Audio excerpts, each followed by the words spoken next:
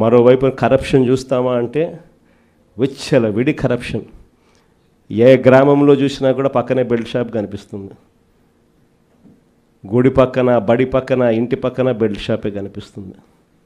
ఏ belt షాప్లో చూసినా కూడా షాపుల కన్నా 20 రూపాయలు 15 రూపాయలు బాటిల్కి ఎక్కువ రేటుకి అమ్ముతూ ఉన్న పరిస్థితి మన కళ్ళ ముందనే కనిపిస్తుంది.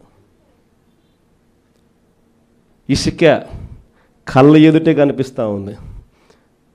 మన హయాంలో కన్నా 2 రేట్లకి పెట్టి అమ్ముతూ ఉన్నారు. మన హయాంలో ఉన్న గవర్నమెంట్ కన్నా ఆదాయం వస్తాను నేను.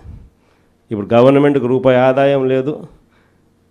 రేటు చూస్తే మనకన్నా 1.5 రెట్లు 2 రెట్లు ఈ రేట్లు ఎక్కువతో అమ్ముతూ ఉన్నారు.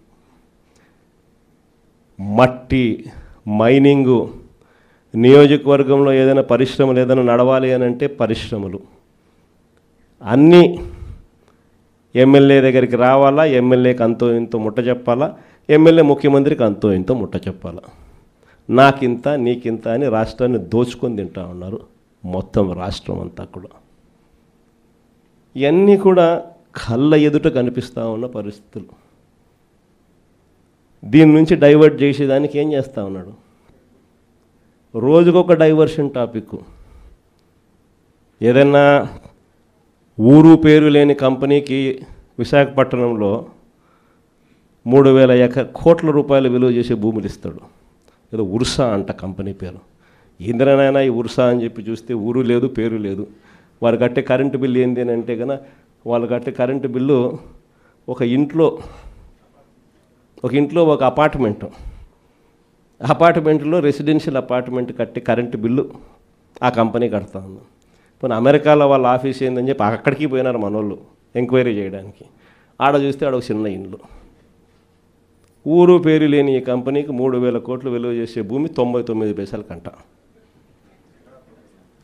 రూపాయికి ఇడ్లీ వస్తుందో రాదో నాకు తెలియదు కానీ చంద్రబాబు నాయుడు హయాంలో మాత్రం ఉర్సా లాంటి ఊరు పేరు లేని కంపెనీలకు 3,000 కోట్ల రూపాయలు మాత్రం డబ్బులు దోచిపెట్టి నాకింత నీకింత అని పంచుకునే కార్యక్రమం జరుగుతూ ఉంది. ఇష్టం వచ్చినట్టుగా విశాఖపట్నంలోనే మరో భూమి లూలు గ్రూప్ అంట. లూలు గ్రూపులకు, లిల్లీ గ్రూపులకు 1,500 కోట్లు 2,000 కోట్ల రూపాయలు విలువ చేసే భూములను టెండర్లు లేదు, మన్ను లేదు, పాడు లేదు, ఊరికి ఆయనకు నచ్చింది ఇచ్చేసి నాకింత నీకింత అని పంచుకుంటా ఉన్న కార్యక్రమాలు. లెఫ్ట్ రైట్ సెంటర్ రాష్ట్రాన్ని దోస్తూ ఉన్నారు.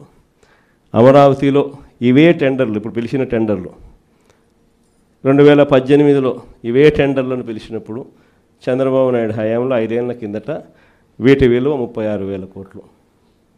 అప్పట్లో సిమెంట్ రేటు, అప్పట్లో స్టీల్ రేటు ఇప్పటికన్నా అప్పుడే ఎక్కువ.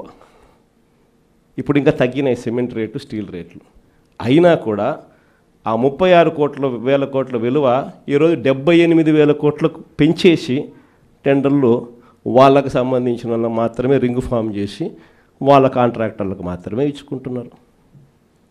అంతేకాదు, ఇంతకుముందు మొబిలైజేషన్ అడ్వాన్స్ లేదు. పని చేస్తేనే ఎవడైనా గవర్నమెంట్ డబ్బిచ్చేది. ఈయన వచ్చినాక మొబిలైజేషన్ అడ్వాన్స్ అని కొత్తగా మొదలుపెట్టినాడు ఇయడం. అంటే 10% మొబిలైజేషన్ అడ్వాన్స్ ముందే ఇచ్చేస్తాడు, వాళ్ళ దగ్గర నుంచి 8% ఈయన తీసుకుంటాడు. లెఫ్ట్ రైట్ సెంటర్ రాష్ట్రాన్ని దోచేస్తూ ఉన్నారు. చేసిన అప్పులన్నీ ఎక్కడికి పోతూ ఉన్నాయి? ఎందుకు సూపర్ 6 లేవు, ఎందుకు సూపర్ 7 లేవు అని అంటే, ఎందుకు జగన్ చేయగలిగేటాడు, ఎందుకు చంద్రబాబు నాయుడు ఎందుకు చేయలేకపోతున్నాడు అని అంటే కారణం నేను ఇంతకుముందు ఎలక్షన్ అప్పుడే చెప్పిన.